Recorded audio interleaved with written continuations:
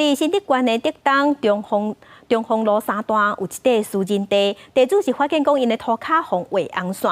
后来呢，才知影讲是公路局伫在地民意代表拜托之下去画的。公路局是表示，因就是讲这是道路，才会派人去画红线，有承认错误。最近嘛，赶紧派人去把这红线糊掉。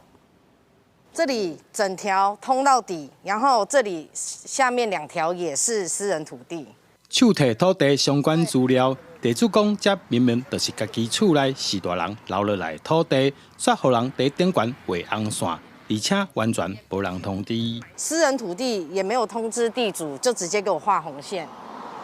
这样已经觉得很不尊重那个地主。后来问里长以及镇公所，拢无人承认红线是啥人画，最后才知影原来是当地民意代表，因为附近常常发生车祸，才要求公路局派人来画。继承的道路，所以也不知道是为私人土地。那有关于本案呢，也跟地主有联络过，就是说我们即将于近期内派